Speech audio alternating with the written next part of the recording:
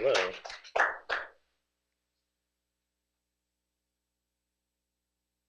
Oh, there we are. Hello. Thanks for being here, everyone, in person and online. Take a quick second to say thank you. Thank our program director and all the MFA faculty and staff for everything that they do. Thank my mentor, as well as the other members of my thesis committee. Thank my family and friends, as well as all the members of my cohort, who are so wonderful. And last but not least, I want to thank my wife, Jess, she's on the left there.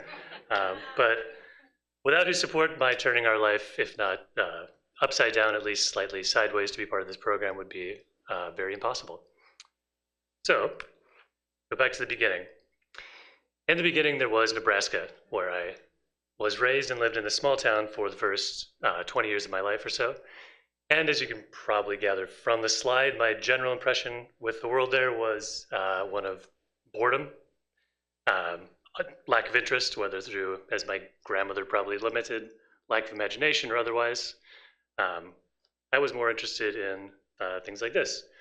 I spent most of my time with comic books, fantasy books, and collections of mythology, fairy tales, and this, for me, primarily served as a method of escape. It was a way to be in another different world or worlds that were more interesting to me for whatever reason. And I think that it also sort of solidified in my mind that there was a connection between visual arts and either the written word or story, or certainly narrative.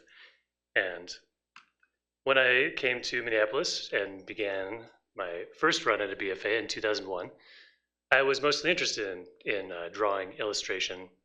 Was exposed to a lot of other media in the program, but my heart initially was in work like this, sadly damaged, water damaged comic book pages that I made, and telling stories. Unfortunately, I was unable to finish my degree at that time. I dropped out of MCAD after the first semester of my senior year and went into the long, dark Nebraska of the soul. That covers about 5 or 6 years that were, there was a period of a lot of change, difficulty, etc. But the importance of it for the purposes of this is that that was the period in which I really discovered for myself what was important about a studio practice, which I maintained in various back rooms, side rooms, crawl spaces, and etc. in those years, and became much more interested in not so much telling stories, but in expressing something about the world. And so when I came back to MCAD to finish my degree in 2011, the work I was doing, I think, reflected that. So I was doing a lot of works, almost exclusively work on paper, working with watercolor, collage, generally mixed media, some printmaking. Pardon me. But yeah, had much more moved into an interest in expressing something personal or something about my ideas about the world, which turned more or less to be the same punchline. I found myself expressing kind of the same, sort of cynical, somewhat nihilistic point of view through a lens of kind of dark humor, but I found myself feeling stuck and that I was just telling the same stories over and over again and searching for a way forward, which I found through, or began to find it anyway, through a sort of side track that I had going to my work, which were these oil paintings that at the time that I was making them, at least initially, were really just about a material exploration, just a complete side project that I didn't really ascribe any kind of meaning or importance towards. But I began to see a possibility just in the material quality of the oil paint as these layers kind of developed, and saw potentially a way out of the sort of cul-de-sac I found myself in. So I began looking back at some artists who I'd always admired but never really saw myself as working in the same tradition as. Go back to more historical artists like Velázquez, as well as more contemporary realists like Odd Nerdrum.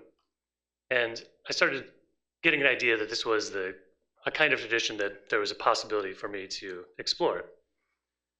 So these are the kind of paintings I eventually started making after making the decision to basically eliminate everything I could think of from a painting and still maintain interest. And for me, that was obviously the figure. And So the process of eliminating everything but the figure and even limiting my palette as much as I could, it gave me the opportunity to both uh, learn how to paint in this way, which I was relatively unfamiliar with, a more uh, classical style of painting that involved more indirect building of layers and a sort of different way of dealing with color and tone and essentially everything.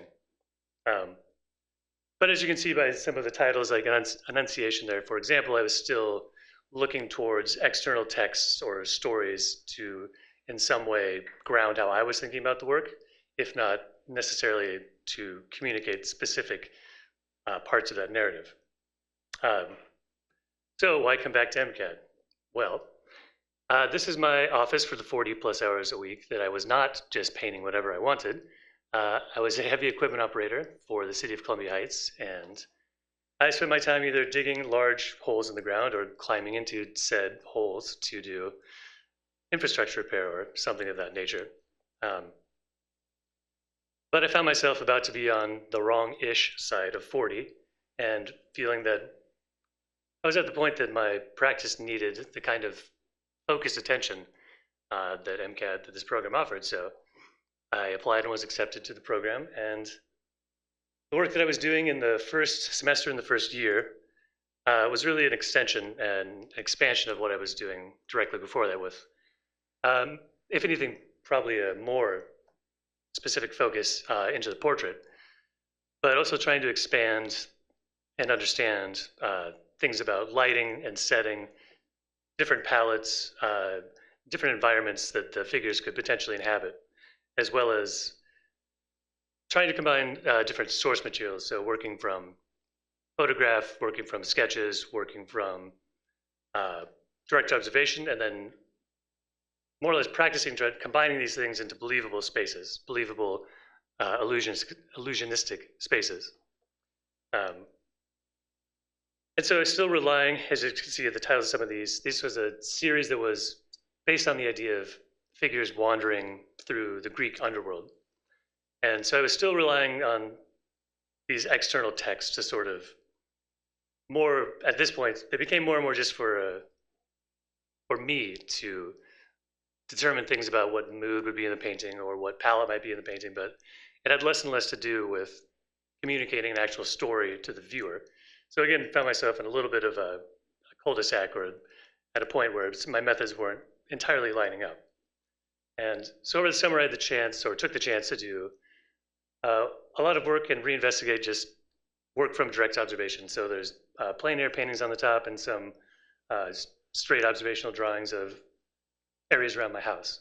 And observation had always been some important component of my work, but this refocusing on it, and in the case of plein air paintings, doing something that I had never really done before, sort of immediately energized my practice and gave me the idea that there was quite a bit more there to explore. So I began looking back more seriously at some more contemporary realists, in this case, Spanish realists. And I found in there the kind of sort of evocative narrative or quality of narrative or narrativity that remained open-ended that I think I'd always been seeking but never could quite find when I was using or relying on external stories and trying to sort of marry them together with the visual art in a way that was becoming less relevant to the work that I was making. And so this is what the work is now. It's become a pretty straightforward investigation of realism, taking the sort of energy and the possibilities that I was finding in the plein air work and trying to put it through my studio practice, the more rigorous studio practice, and to see if I could develop more of the feeling or the sort of narrative quality that I was interested in. And I think, yeah, these I know less to say about. These are very new to me, so I'm mostly excited and less articulate in a lot of ways, but there is, I think, something like a kind of poetic symmetry to me, I guess, that I started this process and this journey really trying to escape the world or to get away from the world or to create something new. And now I find myself staring and creating paintings of my bathroom corner, for example, and engaging in the most mundane things that I could possibly find, and finding an excitement and finding a kind of open-ended, evocative quality that I think is closer to what I've been searching for all along. And with that, I will say thank you very much and open the floor for any questions.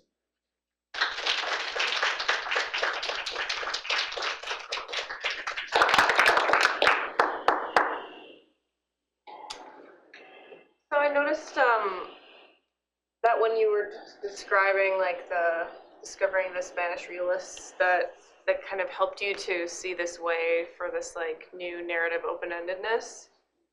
But I'm also noticing that along with that came your kind of moving away from the figure. Do you think that the figure kind of has this like narrative heaviness for you in the work? Or like responsibility? Yeah, I think I would say something closer to like a heaviness or even a gravity, a pull. So there are some images where the figure has crept in a little bit, but it is, at least initially, I think it was important for me to just sort of, to eliminate the figure entirely because I had relied on it for so long as really like the primary signifier, and like it was doing all of the heavy lifting for the work.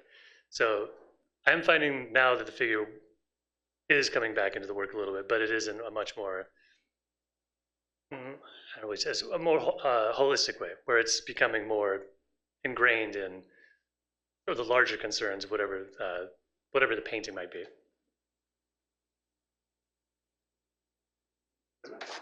With painting, is that something you want to keep as a part of your practice for like forever? Yeah, definitely. Probably not so much like today, although, but yeah, absolutely. It's just the process of it is such a different, puts one in a different mindset, and it's just such a different logistical experience, and just across the board different that, it seems vital to have that to some degree, like just the process of observing something directly without any other agendas is kind of cleansing in a way. So sort of approach the next thing without a lot of the sort of conceptual or, intellectual detritus that can come along, especially when you're a program and, trying to develop something like, a big thesis project or something like that. So yeah, I think will absolutely be a part. I definitely get the sense that you're trying to kind of balance narrative in a lot of your work, and like you have an appreciation for paratext, and you mentioned like fantasy novels and comics when you were young kind of being like a big like root moment for that. I'm curious if there's any other like kinds of media that are like influential or motivational to you more recently as you came back and did your MFA here. Yeah, I think in a way in some way I'd say the biggest or resurgent recent influence is probably music, and especially in a way thinking about narrative or narrativity or storytelling. I think like sometimes I think I would like my paintings to make someone feel like I feel when I hear or listen to some early Bob Dylan songs, like Desolation Row. Some of these songs where they're incomprehensible in a literal sense, but the feeling that there's a real place and a real story, and that there's somehow something concrete being communicated in a way that's also complete literal nonsense. And so that's the way that remains alive and interesting is something I think I've thought about more recently than I have in the past. Ruth? I first of all, huge fan as usual. I barge into your studio most often since you're my neighbor. I want to know the practices that you have developed, because each of your processes have so many steps and layers to it.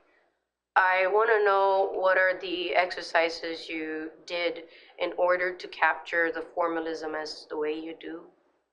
Would you be willing to talk about it a little? Yeah. I think the most important thing the most important thing for me was to start by eliminating as much as I could. So I think that was a reason why in my case I chose just the figure. But more importantly than that, I guess like for a while I was only using 4 colors on the palette as a way to limit the choices to be as few as possible and to be able to dig as deep as possible into like sort of a small set of variables and then begin branching out from there, I guess. Um, yeah, I don't know if it followed much more of a logic than that, really, but it was basic idea of starting from something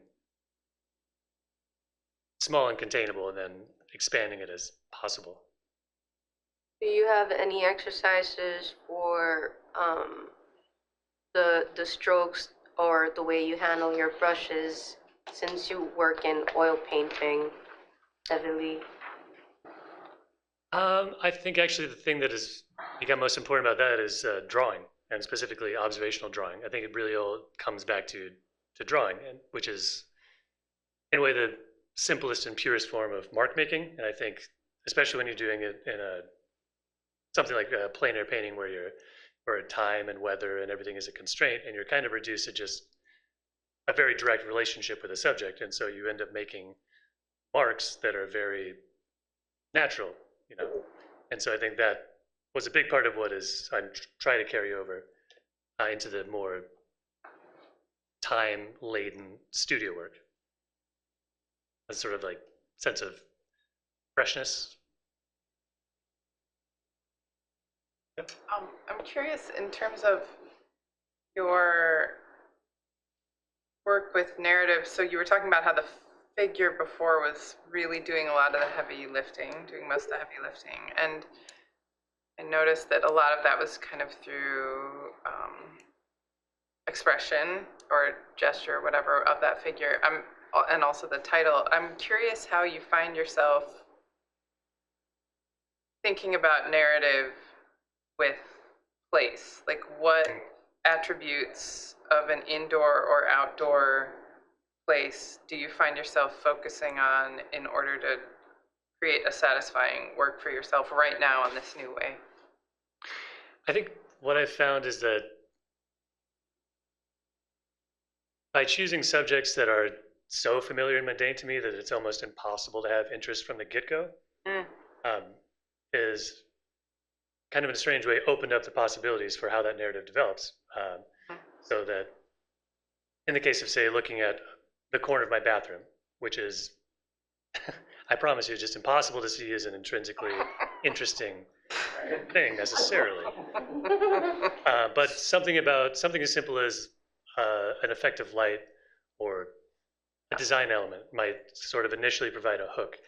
But then because it's so banal in a way, or so mundane and so in some ways devoid of an intrinsic narrative quality, it really does kind of open up the possibilities for something to emerge as the painting progresses. So it'll start from a more direct representation of the scene, the place, but then as something emerges, it allows the freedom to, say, change the lighting situation and change the colors completely, and to see what begins to emerge in a way that feels much more open-ended than even a sort of neutral seeming figure, which is, even in its neutrality, figure is just so much more naturally, I feel, laden with meaning than at least many places. Yeah, that answer.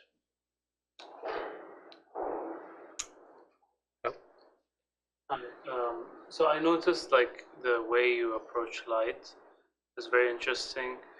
Can you speak a little bit more about how different that approach was to indoors light versus natural light and shadowing outside when you moved to more natural canvases?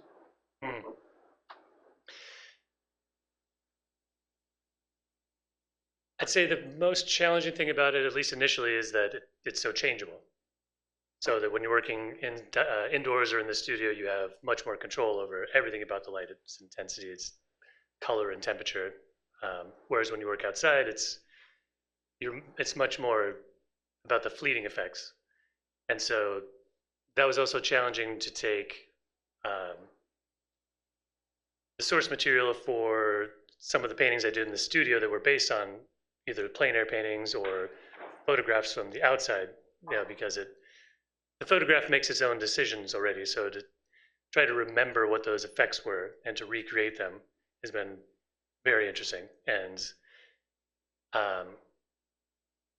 it's really forced me to do a lot of thinking and studying about light as a real physical thing, in order to like recreate some of these effects that I might have seen outside but aren't reflected in the photos I then took or the sketches. So it's in a strange way. I've had to like intellectualize light a lot more, think about it more intellectually in order to make more what feel to me anyway, more like sort of open-ended and emotional feeling paintings. So there's kind of a funny dichotomy working there, I think. Okay. This is from the chat. They're asking, Nick Snodgrass is asking, so interesting to see your development along the way. Where do you see the next phase of your development as an artist beginning to be oriented? I think right where it is. I think I don't know. I feel at the moment like I could keep painting in this mode forever in some ways. But I think larger works are on the horizon certainly, and just more varied work. It's opened up, I guess, the possibilities of, well, kind of back to light, and to really start thinking about, the different times of day, different lighting situations, all possibilities of different environments. I feel like the future of this work is impossibly open-ended in some sense in terms of subject matter, which kind of goes back to what you're saying about the figure being included or excluded. It feels possible for it to go either way. I feel the same way about the subject matter of if it's landscape, interior, exterior. I think there's something. I think the more important thing, or the lasting thing, has to do with light and color. I think, and the narrative qualities of that, and something about the illusion of space, which still is, I find myself seduced by. So whether that leans towards more traditionally pictorial spaces or towards more abstract spaces feels like a very open-ended question to me.